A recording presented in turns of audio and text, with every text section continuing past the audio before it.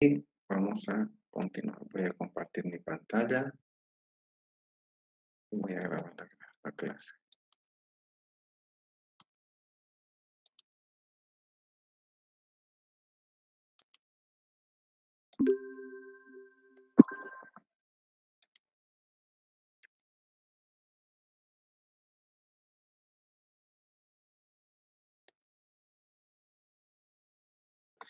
Ya, entonces lo que vamos a hacer es continuar saliéndonos un poquito del tema, pero sigue siendo algo importante para lo que es abastecimiento del agua. Vamos a hacer una breve descripción de lo que es un sistema de agua. ¿Por qué es importante? Porque es una forma que ustedes conozcan cómo se capta el agua, dónde va el agua, cómo se distribuye el agua en el hogar. Esta es una consideración previa a la materia que ustedes van a tener o que ya han tenido, que es de ingeniería sanitaria. ¿Ya? Entonces es importante esto para que conozcan dónde, en cantidad se, se gasta el agua, y también vamos a ver algunos conceptos de dónde se puede contaminar el agua. ¿Ya? Entonces vamos a empezar.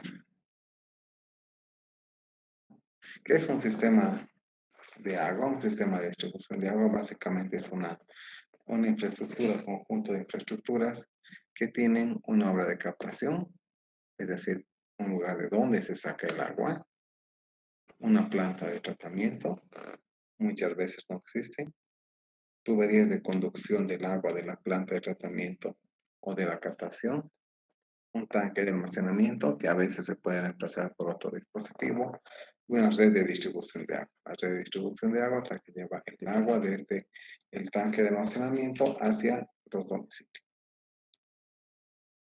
¿Cuál es la finalidad de un sistema de distribución de agua? Básicamente es dotar agua con una cantidad apropiada y de buena calidad, con presión suficiente y forma continua.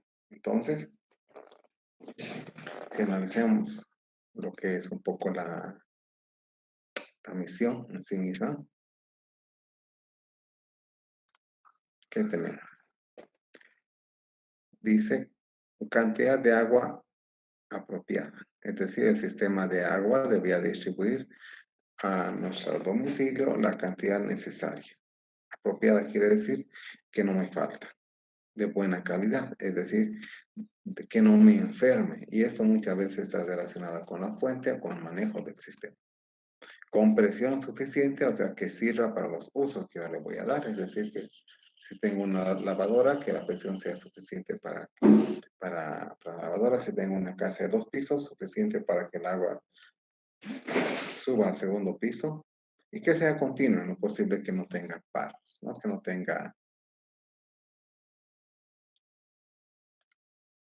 no tenga interrupciones, ¿no? Entonces,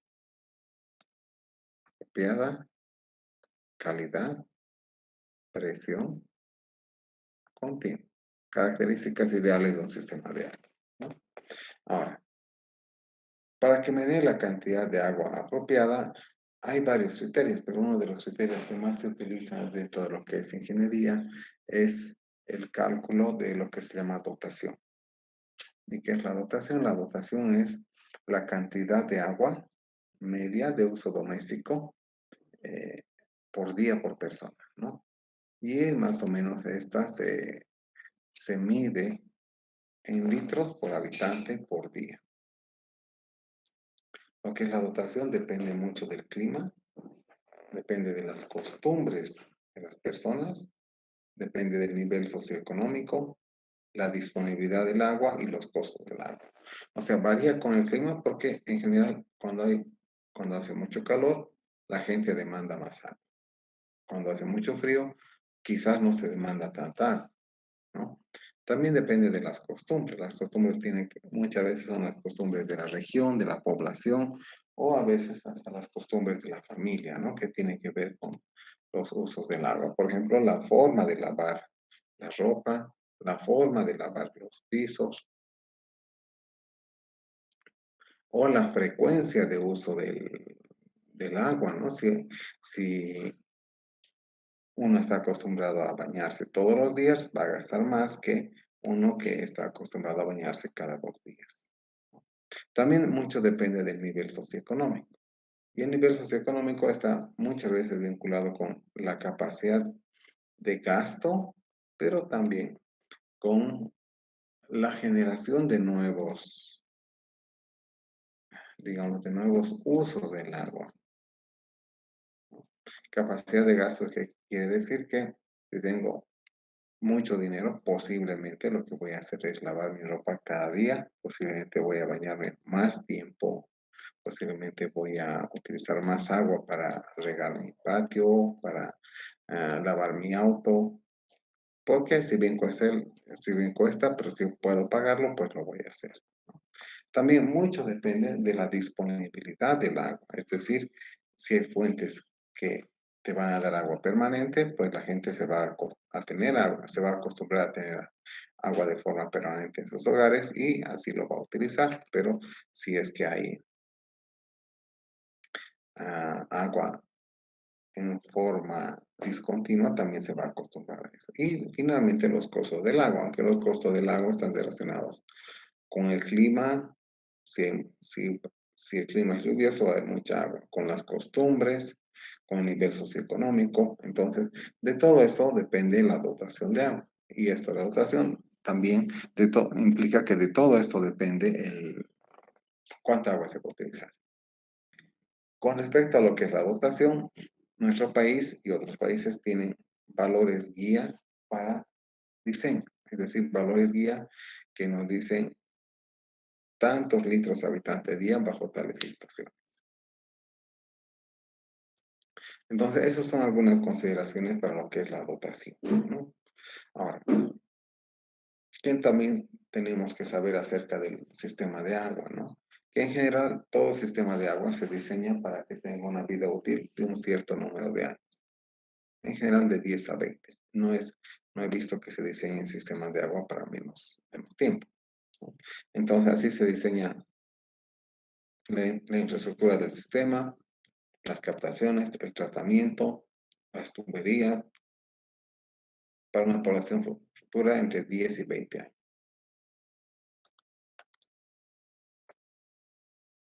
Ahora, vamos a hablar de las partes del sistema, ¿no? Lo primero son fuentes y captación. ¿Qué son fuentes y captaciones? Básicamente es todo curso de agua, puede ser superficial,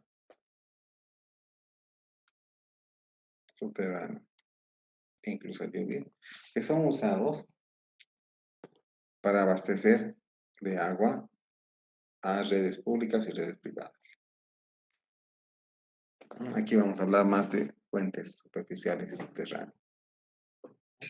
Pues empezamos con lo que son fuentes superficiales o captación de fuentes superficiales, captaciones de agua superficial, ¿no? Básicamente se puede definir una captación como una estructura civil, o sea, construida por ingeniero civil, que permite captar agua desde un cuerpo superficial de forma continua, segura y sin que afecte a la vida de los animales o vegetales que dependen del agua antes de ser captada. Entonces, lo ideal es que capte permanentemente el agua, que no afecte a la biodiversidad cuando se extrae esa agua. Ah, hay distintos tipos de fuentes superficiales. Tenemos los cursos de agua natural y los reservorios de agua. Vamos a ir hablando cada uno de ellos. Cursos de agua natural pueden ser quebradas, ríos, y aquí tenemos imágenes de captaciones de ese tipo o sea, de ejemplos de ese tipo de captación. Una toma de río, entonces en la población de Padilla, en Sucre, que más o menos tenemos un río más o menos ancho y se hace un muro de cemento de más o menos 70-80 centímetros de alto, de manera que el río, podríamos decir que se represe ahí. Y existen perforaciones en la pared que da hacia el agua de este muro. Las perforaciones llevan el agua a una cámara que está aquí y esa cámara se llega a la población. También hay quebradas, formaciones quebradas. Quebradas quiere decir la unión de dos montañas, donde básicamente el sistema es el mismo, ¿no? Tenemos una montaña, otra montaña, la bajada de agua y aquí tenemos el muro hecho. Y tenemos algo que nos nota aquí, que son perforaciones, ya sea con huecos sí, con huecos redondos o con rejas incluso, que captan el agua y la llevan hacia la población, ¿no? Esto es en Acacia. Otros ejemplos, ¿no? Cursos de aguas naturales. Tenemos, por ejemplo, aquí lo que es el captación lateral de río. ¿Qué vemos en esta captación lateral de río? Vemos que tenemos el agua que viene en la dirección del río y una captación que es no perpendicular, pero diagonal al río, donde el agua puede entrar, llegar a la población, pero en caso que hubiera excesos, tenemos un desvío. Esto se utiliza mucho en riego, pero también en algunos sistemas de abastecimiento de agua. Otro tipo de captación es una captación llamada toma de fondo, donde se construye un muro, digamos, en el río. Ese muro direcciona el agua a la captación, que básicamente es una caja con rejas al medio del río, y de ahí se direcciona a una cámara. De esa cámara va el agua a la población. No, esta es una fotografía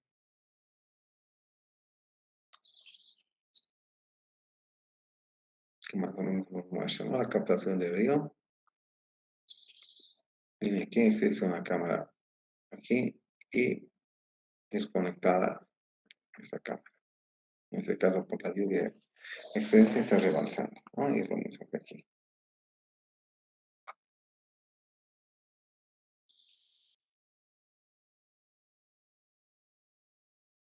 Otro tipo de fuentes superficiales, reservorios de agua. Reservorios de agua son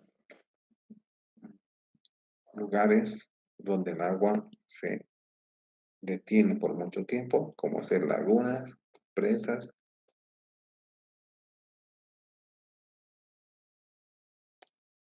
Y el agua se capta de una parte lateral. Tenemos aquí ejemplos de laguna de Guaraguara, que abastecía ese mapa, no sé si sigue abasteciendo, y Laguna Taquini, que se encuentra en las alturas de la cervecería Taquini, ¿no? En este caso, las aguas, al igual que en otro, están expuestas a la atmósfera, por así decirlo. Pero más que la atmósfera, desde el punto de vista sanitario, es posible que estas aguas puedan ser susceptibles de contaminar más fácilmente que las aguas subterráneas o las aguas que no tienen contacto directo con la atmósfera. ¿Por qué? Porque en las cercanías de estas aguas pueden darse varias actividades. Una puede ser la agricultura, otra puede ser el pastado de animales, pero con agricultura pueden caer residuos de agrotóxicos al lecho de agua. Y cuando tenemos animales cercanos, ellos pueden también contaminar el agua. Veamos otro tipo de fuentes subterráneas. El primer ejemplo que vamos a ver son vertientes. ¿Qué son las vertientes? Son captaciones del agua que sale de una ladera de la montaña, por así decirlo. ¿Y cuáles son sus partes principales? Básicamente tenemos eh, la zona de donde el agua sale, es contactada con una caja de cemento que tiene perforaciones en la cara que da hacia el ingreso de agua. Muchas veces tiene un muro intermedio para hacer que los sedimentos se queden de este lado y no pasen aquí. Y después pasa el agua hacia una malla o criba. De ahí va a la población. Algunas otras características de este tipo de captación es que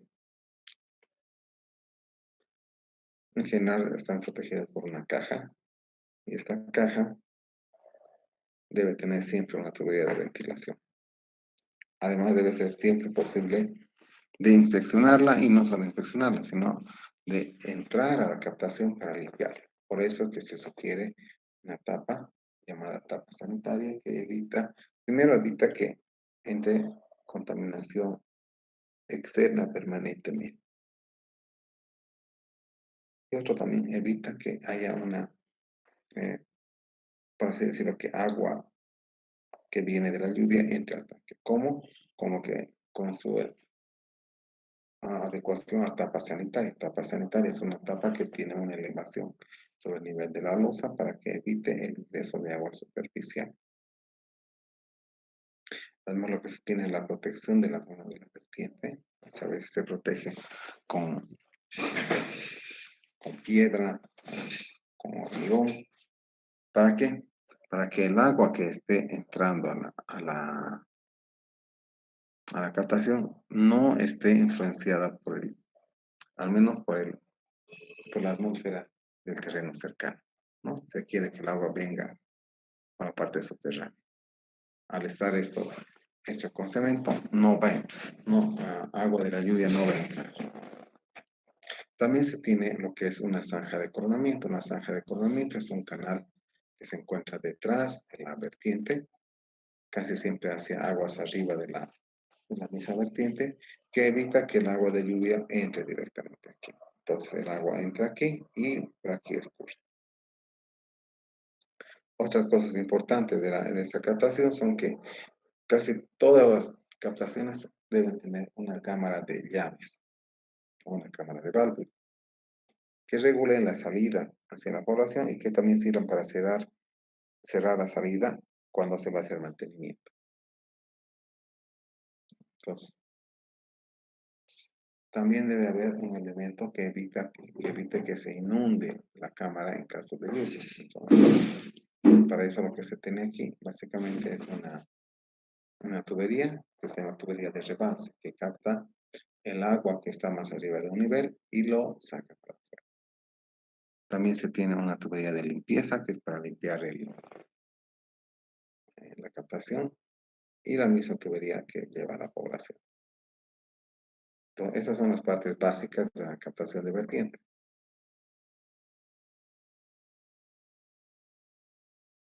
Tenemos aquí algunas imágenes, ¿no? Tenemos una vertiente en la población de Padilla, en Sucre. Bueno, tenemos aquí la captación en sí misma y aquí es donde el agua llega a través de huequitos y se la puede captar, ¿no? Tenemos otro tipo de vertiente, más bien alargada. En esta, por ejemplo, no se ve la zanja de coronamiento, y en este menos. Tenemos esta vertiente que es una caja alargada con un ingreso único y el agua sale del lado de la montaña y entra hacia la caja.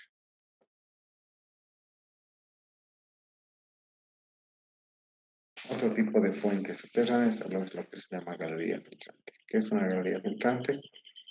Es una construcción similar a un túnel que se construye bajo un lecho de agua. Bajo un lecho de agua quiere decir, por ejemplo, bajo un río. Y su dirección es transversal al río. Es decir, como en 90 grados, un ángulo similar con respecto al curso del río. ¿Qué características tiene esta captación? Básicamente que capta agua superficial y agua subsuperficial del lecho del río. Entonces, ¿qué tenemos aquí?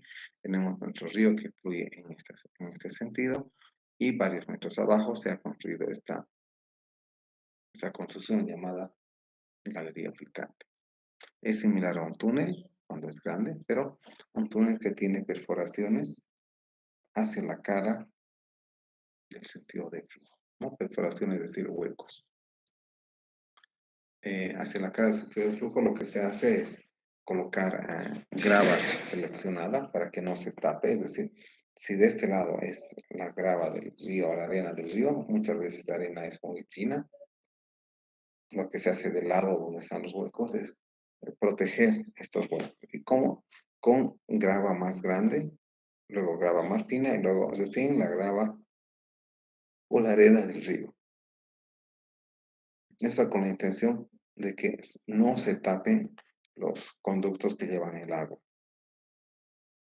¿no? Entonces, el flujo del agua va en ese sentido. Tenemos dos capas o tres capas a veces de material.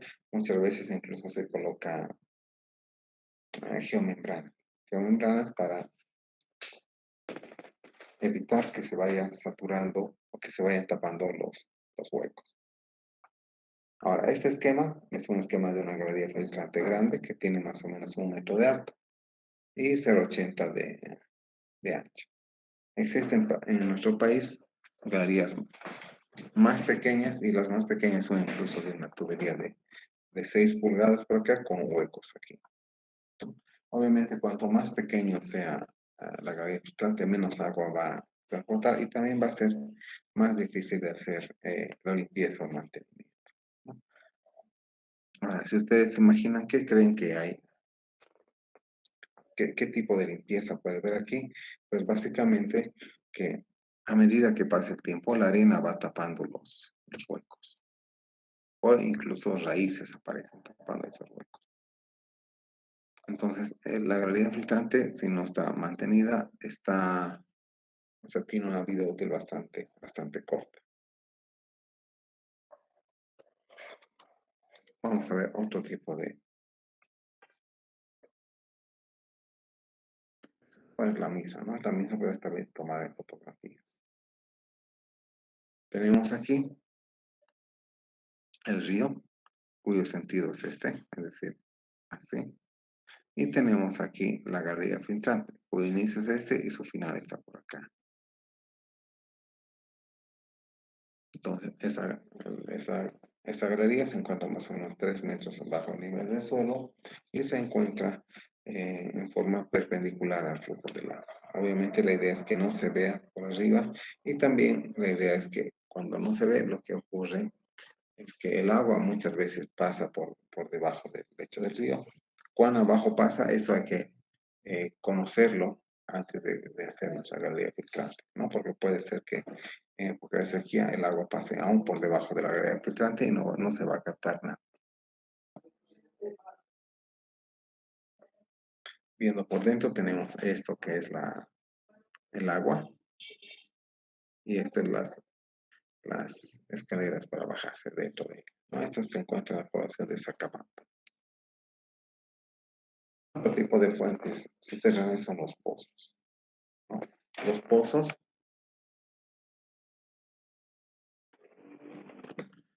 básicamente son obras de ingeniería diseñadas para captar aguas eh, subterráneas, ¿no? Superficiales y profundas. Existen dos tipos de pozos, bueno, existen varios, ¿no? Pero los principales son pozos superficiales y pozos profundos. La diferencia principal entre estos dos es bueno, obviamente la profundidad, pero también el diámetro. Los pozos profundos en general son de más de 60 metros. A partir de los 30 metros ya se considera pozo profundo, ¿no? Más de eso es un pozo bastante profundo y hasta 20 o 30 metros se pueden hacer los pozos que se llaman superficiales. Pozos superficiales también se nombran así porque se cree que pueden ser, bueno, no se cree, en general pueden ser construidos en forma manual. En cambio, los pozos profundos no. Entonces, un pozo superficial en general tiene poca profundidad, lo normal es 7, 8 hasta 10 metros, y tiene un gran diámetro. Un gran diámetro, ¿por qué? Porque capta más agua, sí, y además tiene que permitir la entrada de una persona para la perforación del mismo pozo, ¿no? Y para su mantenimiento. Muchas veces esos pozos están recubiertos con anillas de cemento, muchas veces recubiertas con los laterales con piedra, ¿no? La parte superior de los pozos está protegida con cemento. ¿Para qué?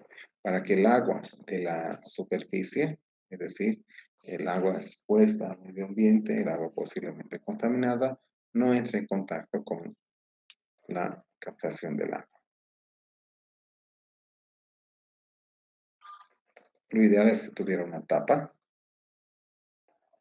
y que a través de esa tapa se pudiera entrar a revisar. Muchos pozos superficiales que he conocido no tienen tal tapa.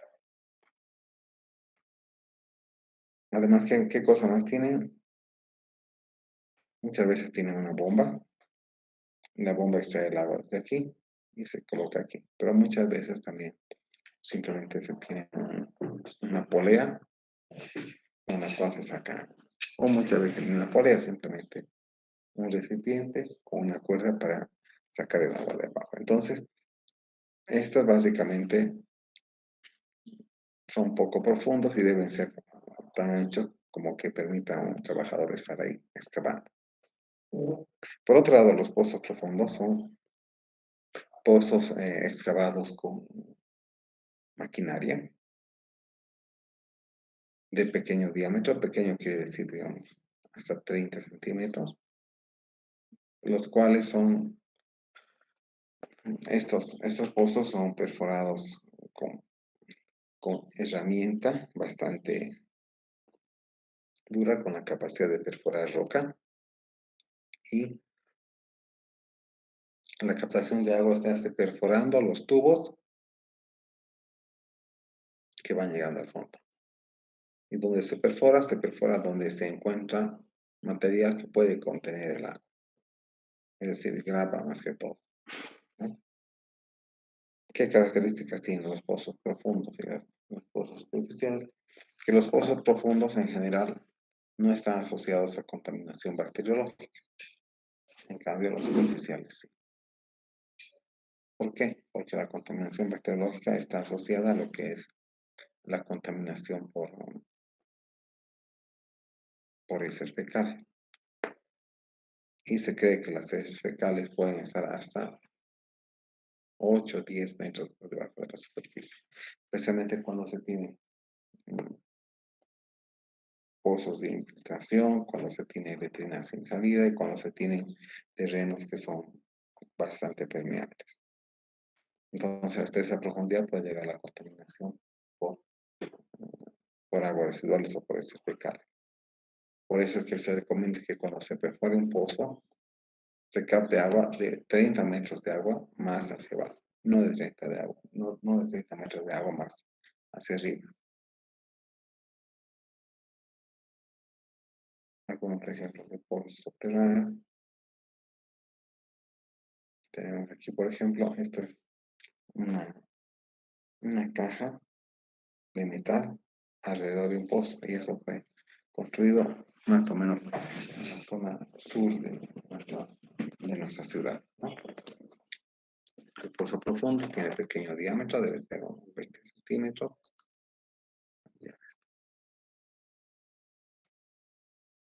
Unos 20 centímetros posiblemente. Debe estar protegida, en lo posible sellada.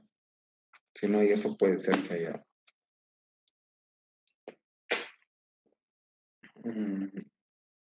algunos organismos como ratas, ratones que pueden irse adentro del pozo, ¿no? Entonces, ¿qué características tiene? Tiene una tubería de 20 o 30 centímetros de diámetro como máximo. Por dentro entra la tubería de captación mixta y se descuelga la bomba, ¿no? Aquí tenemos el ejemplo donde está la boca de pozo, la salida del agua, ¿no? Aquí tenemos la bomba impulsante. Fuentes superficiales. Tenemos aquí pozos superficiales. Por ejemplo, ¿cómo es este pozo en en Sacabamba, como era hace unos años, las anillas, el fondo, y muchas veces lo que se tiene es también una bomba para extraer el agua, aunque sea superficial. Así las personas no tienen que hacer esfuerzo. En este caso, este pozo se encuentra dentro de una casa, una caseta. Idealmente, ¿cómo debería ser? Básicamente, tener el pozo con una tapa. Aquí tenemos una bomba de mano, o sea, es decir, una bomba manual, que sirve para extraer agua también. Debía estar cercado para que no entren animales. Debía tener una cierta pendiente hacia afuera para que el agua de la lluvia o de los charcos que dejan la recolección de agua también se aleje del pozo y no corra hacia abajo, en lo posible lejos de la letrina del baño, a unos 20 o 30 metros por lo menos. Eso es lo ideal de un pozo superficial. Otro tipo de captación de agua también son las captaciones de agua de lluvia, que si bien no son muy comunes o no son muy utilizadas en nuestro medio, ya existen algunas instituciones que las instalan y incluso han instalado algunos en escuelas de la zona sur de Cochabamba, ¿no? Básicamente la captación de agua de lluvia está compuesta por dispositivos o conjunto de estructuras que permiten la captación del agua de lluvia, ¿no? Para consumo humano y recolocándola en recipientes o en otro tipo de lugares como ser atajados. Captación de agua de lluvia a nivel domiciliario, aquí tenemos algunos ejemplos. Es decir, tenemos el agua que escurre al techo, el techo a la canaleta al tanque, ¿no? Muchas veces en las primeras lluvias no va directamente al tanque, sino va a un tanque más pequeño que puede ser vaciado para limpieza. Entonces, la figura de la izquierda es ideal y estas son algunas características o algunos peligros que puede haber en la captación de agua de lluvia. Primero, en nuestro país, la época de lluvias es marcada, casi va desde octubre hasta marzo. En algunas ciudades es más concentrada, ¿no? Va de diciembre a enero, de diciembre a febrero. Entonces, ¿qué significa? Que la mayor parte del año no hay lluvia.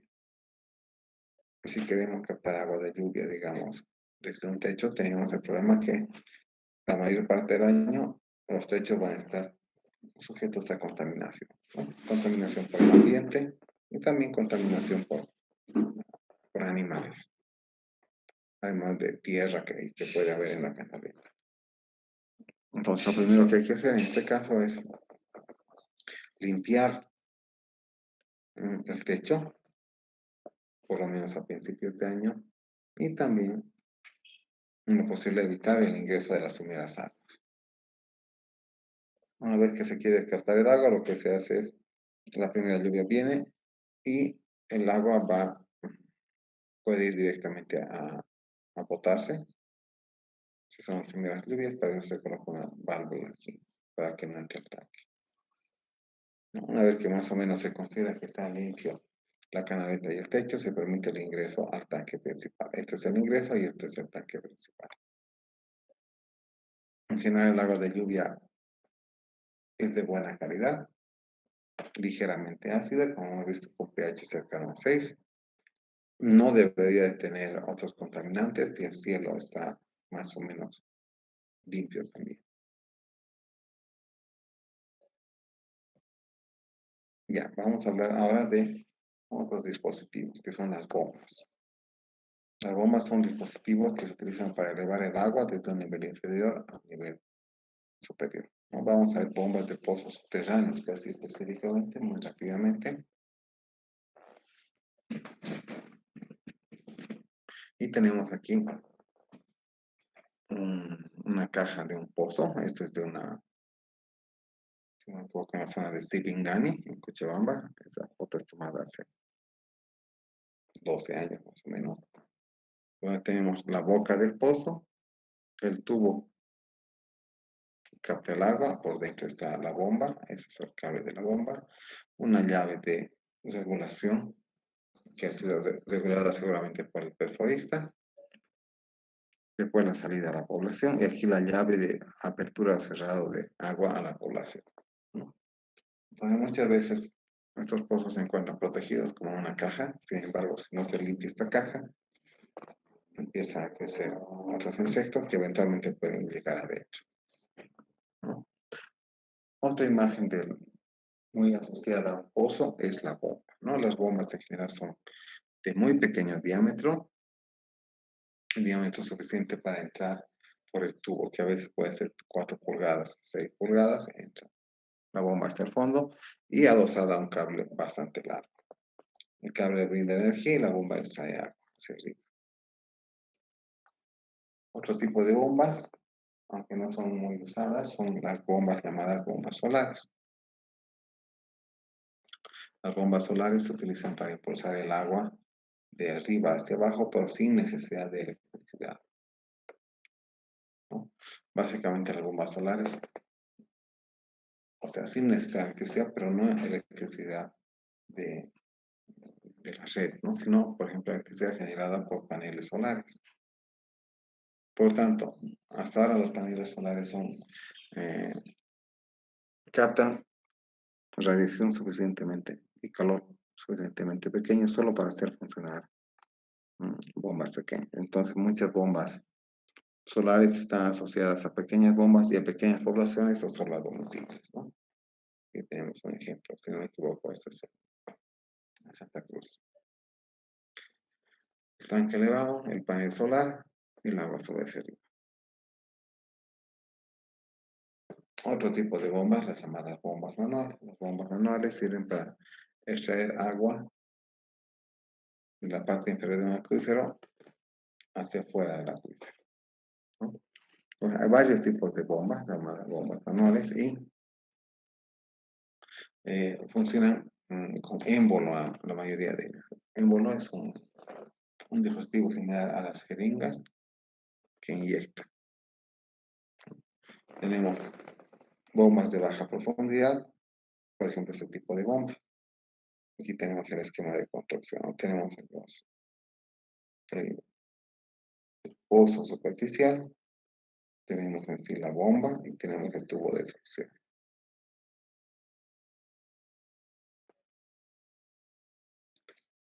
Existen varios tipos de cabezales de bombas, este es un ejemplo, ¿no? Hay varios, vamos a ver. Ahora, otras bombas para profundidad media son aquellas llamadas bombas, al menos son bastante utilizadas en Bolivia en el área tropical, las bombas tipo Rosario. Se le dice bombas tipo Rosario porque estos pequeños émbolos, digamos, eh, se colocan a igual distancia uno de otro a lo largo de toda la cuerda del pozo. Por eso se le dice bomba Rosario, porque se parece a un rosario. Ahora, cuando no hay recursos para construir un tanque elevado, una opción es tener lo que son los hidropulmones.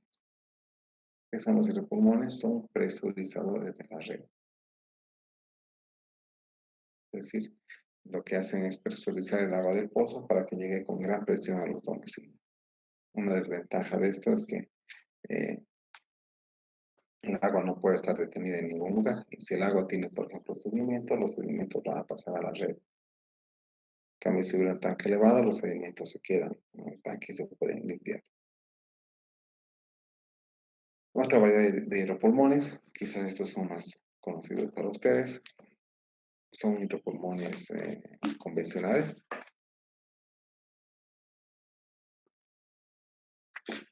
que también presurizan, pero tienen un neumático por dentro, similar al de las bicicletas. Tenemos otros hidropulmones ya para sistemas de agua llamado con torre de hidroneumática. Estos hidropulmones también son hidropulmones domiciliarios, ¿no? De forma. Ya habiendo terminado las captaciones, vamos a ver otras partes de la red. Otra parte importante son las aducciones. Las aducciones son tuberías que llevan agua desde la fuente hacia el tanque o hacia la planta de tratamiento, ¿no? Y tenemos una definición del libro que nos dice el conjunto de tuberías, canales, túneles, dispositivos y obras civiles que permiten el transporte de agua o aprovechando la energía disponible. En este caso, la única energía disponible era la gravedad, ¿no? En este caso de esta imagen, ¿no? Aquí tenemos la aducción en la fuente, la aducción en el tanque. También tenemos aducciones cuando tenemos fuentes pozos, ¿no?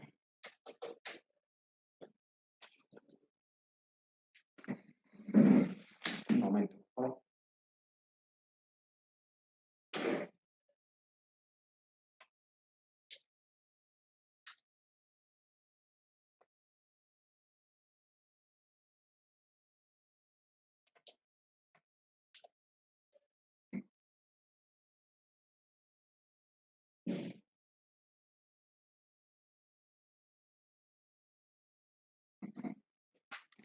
Ya. Entonces, si bien la aducción es cuando tenemos una captación de vertiente, viene de la vertiente al tanque, por gravedad, aquí este es un sistema, una planta de tratamiento vista desde arriba, ¿no? Aquí tenemos el pozo, aquí tenemos el tubo que lleva a la planta de tratamiento, y esto también se le llama aducción. Tenemos ese ejemplo, es aducción por bombeo, es decir, tenemos un tanque elevado y el tubo que lleva el agua al tanque se llama la aducción. Aquí tenemos el tubo que lleva al tanque, es este tubito.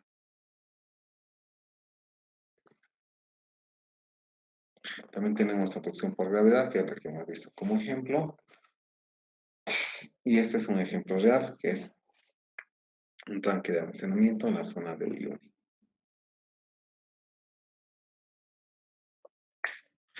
¿Qué es el tratamiento de aguas? El tratamiento de aguas es el conjunto de procesos que alteran de forma favorable lo que es las condiciones del agua.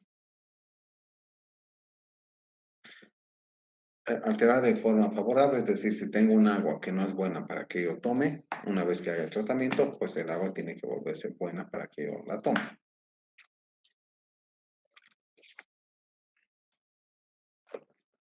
Algunos ejemplos, no muy, no muy sofisticado, más bien a nivel domiciliario o de pequeños barrios, ¿no?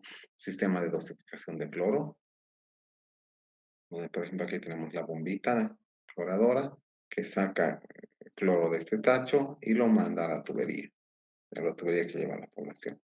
Tenemos otro tipo de tratamiento, es un aireador, que lo que hace es fomentar el intercambio de los gases del agua con los gases de la atmósfera, ¿no?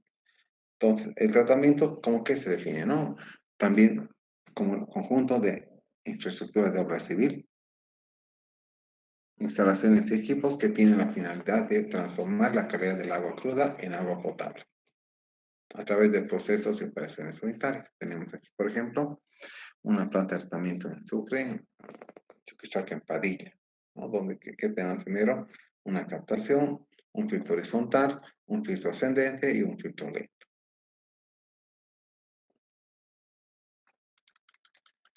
Esto antes era un video, pero no da. El video no está vinculado, si no me equivoco. Déjenme ver.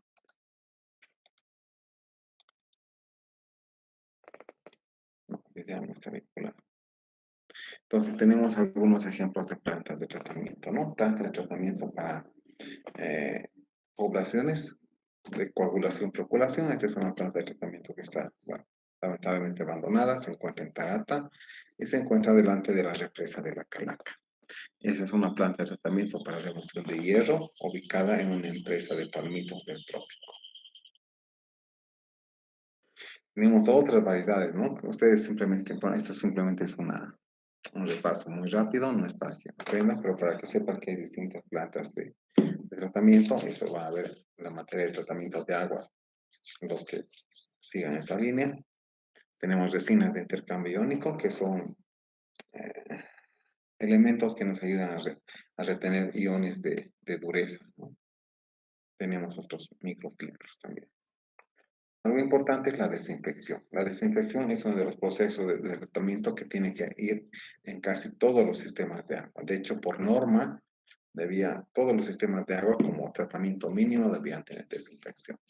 ¿Y qué es la desinfección? Es el proceso físico-químico por el cual se eliminan microorganismos que causan enfermedades relacionadas con el agua, ¿no? Entonces, si tomamos agua que ha estado contaminada con aguas residuales, posiblemente algo de las aguas residuales tiene heces y las heces tienen microorganismos. Y esos microorganismos al entrar nuevamente en nuestro organismo pueden causar un diarrea. Lo que se hace con la desinfección es eliminar esos microorganismos. Este, por ejemplo, es un tanque de cloro sobre un tanque de agua, ¿no? El tanque de cloro está conectado con una tubería a un baldecito y este baldecito es el que ingresa cloro al sistema de agua. Tenemos distintos tipos de sistema de desinfección. Tenemos por inyección de cloro, aquí no es muy gráfico, porque es la tubería que lleva agua y aquí un dispositivo que inyecta cloro, ¿no? Es un dispositivo hidráulico llamado Venturi.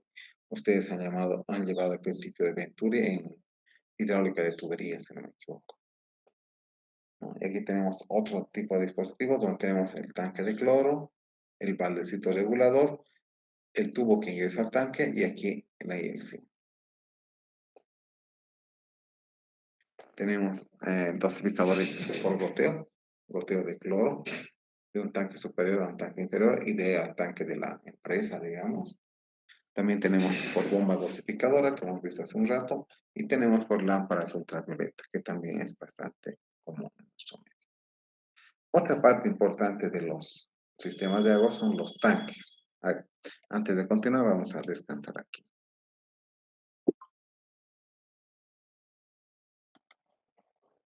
¿Hasta aquí tienen alguna consulta?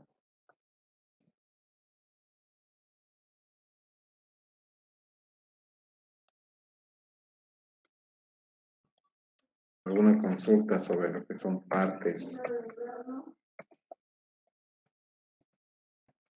del sistema?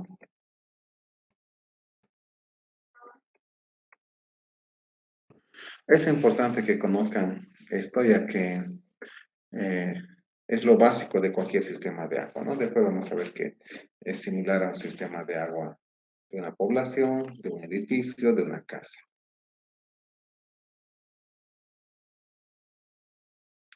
Bueno, seguiremos entonces en las consultas. Entonces vamos a continuar con lo que es los tanques.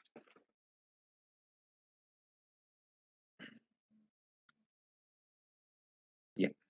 Los tanques de almacenamiento de agua, seguramente ustedes los conocen. Tenemos tanques en las casas, tanques elevados, tanques superficiales, también tenemos tanques en los barrios, ¿no? También tanques en los edificios, ¿no?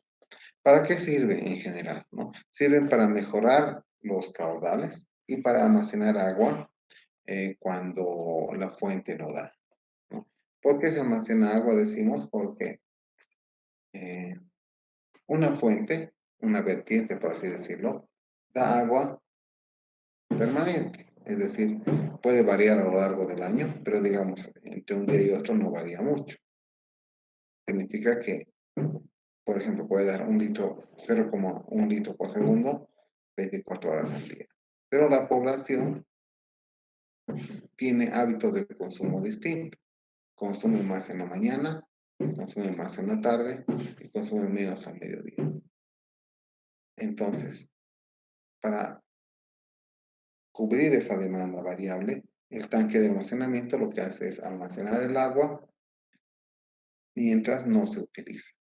De esa manera regula la distribución, ¿no?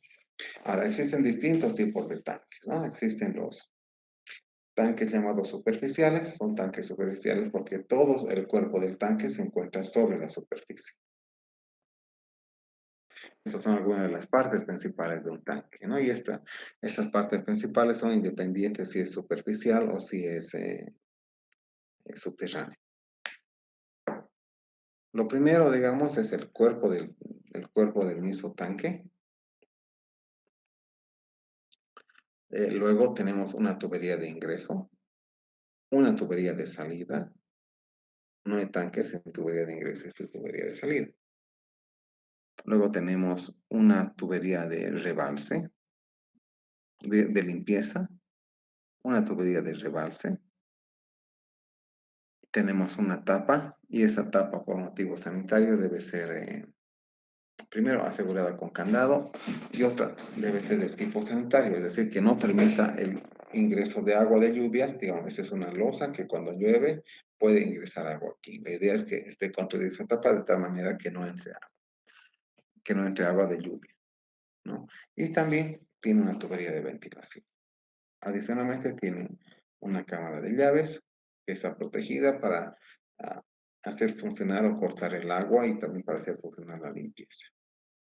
Eso es lo básico, principal y mínimo de un tanque de almacenamiento de agua. Existen otros tipos de tanques también, como son los tanques subterráneos y los tanques elevados. Un tanque subterráneo es un tanque que tiene las mismas funcionalidades que el tanque que hemos visto hace un rato. Sin embargo, su cuerpo está prácticamente todo bajo el suelo. Un tanque elevado es un tanque que tiene la misma funcionalidad, pero tiene su cuerpo sobre el nivel del suelo, ¿no? Entonces, eso es lo importante de los tanques y quizás algo muy ya más específico de los tanques elevados es que en general tiene una escalera. ¿No ven esta escalera? Pero cuando tienes un tanque, digamos, de 6 pisos de alto, el subir por la escalera a veces causa vértigo y algunas personas no están acostumbradas. Entonces, lo que se recomienda es que se construyan aros de protección en las escaleras. Muchas veces por economizar no se lo hace, pero es realmente necesario. Luego vemos lo que es la red de distribución. La red de distribución es el conjunto de tuberías que lleva el agua desde el tanque o la planta de tratamiento hacia los domicilios, ¿no? La red de distribución o el sistema de distribución puede incluir pompas, tubos, válvulas, conexiones domiciliarias e incluso medidores de agua. Entonces, un medidor de agua es parte de la red de distribución, ¿no? Aquí vemos esquemáticamente cómo es o dónde está, pero básicamente es un conjunto de tuberías que lleva el agua desde el tanque hasta la población. Lleva a cada domicilio. Esta es una población rural bastante pequeña, por lo cual lleva un solo grifo de domicilio. Internamente, muchas veces existen redes de distribución de agua dentro del mismo domicilio. Muchas redes de distribución, especialmente de barrios, están esquematizadas en planos o en dibujos de los mismos barrios. Existen distintos tipos de redes, pero los más comunes o los mínimos que ustedes deberían conocer son red abierta y red cerrada. Red cerrada se utiliza más que todo en núcleos que son densamente poblados, como ser ciudades, y red abierta en poblaciones donde tenemos pocos domicilios y solo tenemos que cerrar un tubo para que llegue el agua a cada extremo o a cada nodo. Una de las diferencias es que en la red cerrada prácticamente tenemos una presión uniforme en todos los puntos, ¿no? En cambio, en la red abierta tenemos una presión casi proporcional, inversamente proporcional a la distancia del tanque de almacenamiento, ¿no? Una desventaja de la red abierta es que si, por ejemplo, una persona vive aquí y hay un daño en la tubería aquí, se tiene que cortar el agua desde aquí y todos los de adelante se quedan sin agua. En cambio, en una red cerrada, cuando tenemos un daño, digamos, aquí, simplemente se puede aislar este tramo y toda la otra población sigue recibiendo agua. Entonces, esas son algunas de las diferencias principales. Ahora, son parte de la red también lo que son las acometidas. Las acometidas es eh, el punto, o digamos, las tuberías que entran a los domicilios, ¿no? Y están compuestos por una tubería que viene de la calle, una conexión, una tubería que llega al domicilio, un medidor, un medidor de agua y después el grifo en sí mismo. Entonces, es parte integral de una red de distribución el medidor de agua. No puede haber sistemas de agua sin medidor, o sea, sistemas de agua técnicamente diseñados, ¿no? Aunque hay muchos que lo hacen sin medidor por evitar el costo. Ahora, todo lo que hemos visto son las partes del sistema.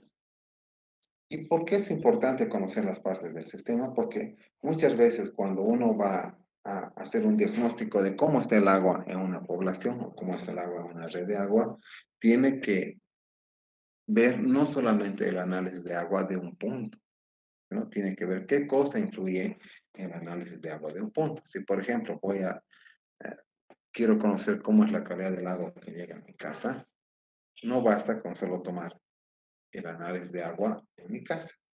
Debo también revisar cómo es el sistema de agua desde la captación hasta mi casa. Entonces, ¿por qué? Porque en alguno de esos tramos puede ser que haya algo que haga ingresar contaminación a la red y que me afecte a mí y a otros. Y a ese procedimiento de ir y revisar el sistema de agua buscando fugas, buscando faltantes, buscando fallas, se llama inspección sanitaria. Entonces, la inspección sanitaria básicamente es la búsqueda de afectaciones o daños a un sistema de agua, búsqueda visual. ¿Para qué? Para relacionarlo con la calidad del agua. Entonces, básicamente es la revisión y el anotar los defectos hallados. Ahora, hemos visto muy rápidamente un sistema de agua que es de una población, pero también un sistema de agua domiciliario es muy similar, ¿no? Digamos, este es un esquema, ¿no?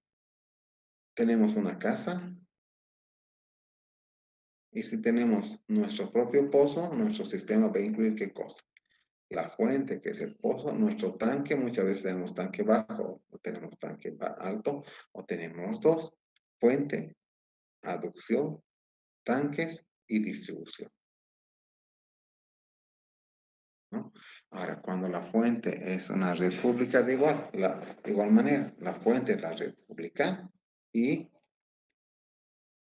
la, las tuberías internas son las aducciones que llevan a nuestros tanques. Entonces, si entendemos el concepto de un sistema de distribución de agua convencional, también podemos intentar entender lo que es un sistema de agua domiciliario.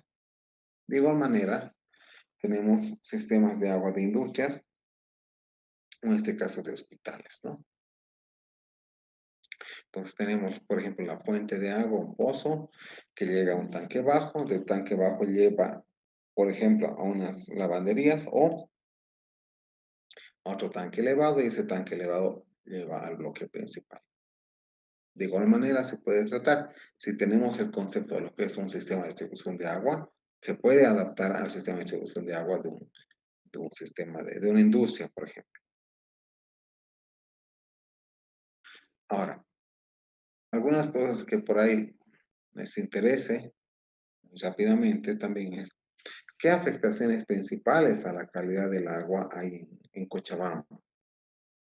Y la calidad del agua de pozo, digamos, en Cochabamba está mayormente afectada por lo que es contaminación por hierro y manganeso. Hierro y manganeso son metales que se encuentran en las rocas del subsuelo de la gran parte del valle de Cochabamba, especialmente cerca de Cercado, y afectan a la calidad del agua en el sentido que le dan una coloración y un sabor, ¿no? Coloración medio rojiza en el caso de hierro y casi oscura en el caso de manganeso. Ya, entonces Ahí vamos a quedar. Hemos visto muy rápidamente lo que es un sistema de agua y cómo se puede, sus partes principales y cómo se puede reflejar en una casa, ¿no? Ahora, ¿por qué es importante esto?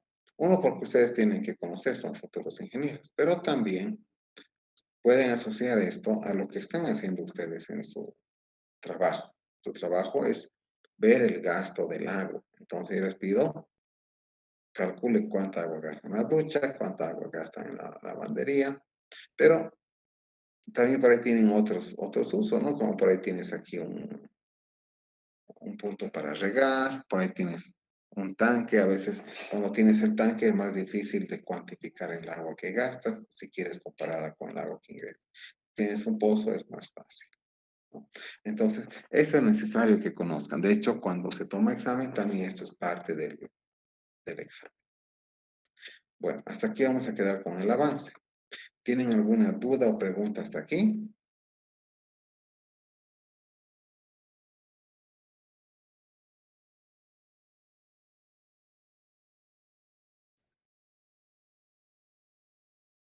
Bueno, parece que no. Ahora, ¿cómo le está yendo con su trabajo? A ver, ¿están pudiendo medir? ¿Qué problema tienen? Porque supuestamente ya es en poco tiempo que tienen que entregar. Inge, tenía una duda. Sí, Ahorita en mi casa se está haciendo una construcción en la parte de atrás de mi casa y no sé si tengo que calcular esa agua más que están gastando, porque están gastando harto, obviamente.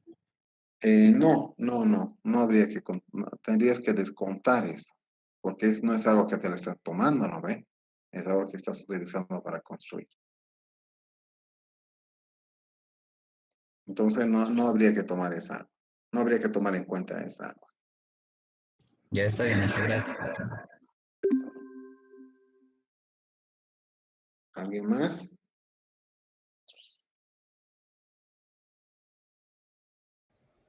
Inge, una pregunta. Sí. Yo tengo pozo en mi casa y en donde nos pide sacar foto de la factura, ¿podría poner el del alcantarillado de cuánto pago?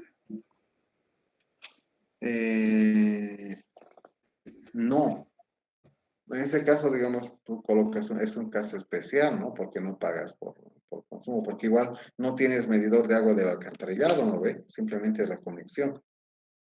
En ese caso, pues me sacas una foto de tu pozo y no calculas eso. Solo en tu caso, ¿no? ¿Ya? Está bien, ingeniero. Ya.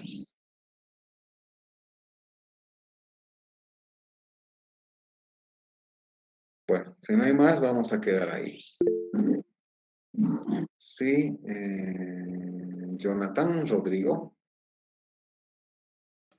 Sí, buenas tardes, ingeniero. En esa parte igual yo le quería hablar. Yo igual tengo tanque de agua y la verdad, o sea, no tengo tampoco medidor. Entonces sería sacar la foto al tanque de agua No, a ver, tanque es y una cosa, pozo es otro. A ver, ¿cómo es tu, de dónde está, de dónde llega el agua a tu tanque? pues, cisterna, ingeniero. Ah, entonces tienes cuánto te cuesta el cisterna, cuántas cisternas compras o cuántos turriles o cuántos cubos tienes. Ese es el costo. Ah, ya está bien, ¿No ves? entonces. ¿Sabes cuánto pagas? O Sí, alguien en tu casa debe saber, ¿no ves? Ese sí, es el sí, sí. costo y sabes, a ver, pagarás, no sé, a 20 bolivianos por cubo, no sé, pero tienes cuánto te deposita porque debes tener tu volumen de tu tanque y debes saber cada qué tiempo lo llena y tiene un costo eso, ¿no ve? Sí, ingeniero. Ya, Está bien, muchas gracias. ¿listo? Bueno, entonces quedamos ahí, ¿listo? Nos vemos mañana. Ah, no, aquí dice Esaú. A ver, ¿puedes hablar o solo estás por texto? A ver, vamos a ver qué dice. Esaú dice, yo tengo una consulta. Vivo en alquiler y no tenemos unido propio. Vivimos 3 familias y eso nos dividimos. Mm, lo que podías hacer es más o menos dividir tu factura, ¿no? Es decir, Ustedes se dividen y más o menos cuánto pagan cada mes. Y eso va a ser como si fuera lo que es de tu casa o de tu uso, esa tercera parte o la fracción que te toca, ¿no? Ahora, depende de dónde pagas. Si pagas a un sistema de agua, si pagas a un comité de agua, debes tener o alguien debe tener cuántos metros cúbicos. De esos metros cúbicos, lo divides proporcional a cuánto te cobran, ¿no? Digamos, si es 20 metros cúbicos y divide entre 3, debe ser a 7 bolivianos. O sea, debe ser a 7 bolivianos y eso es lo que te cuesta tus 7 metros cúbicos, ¿no? Se puede prorratear eso también.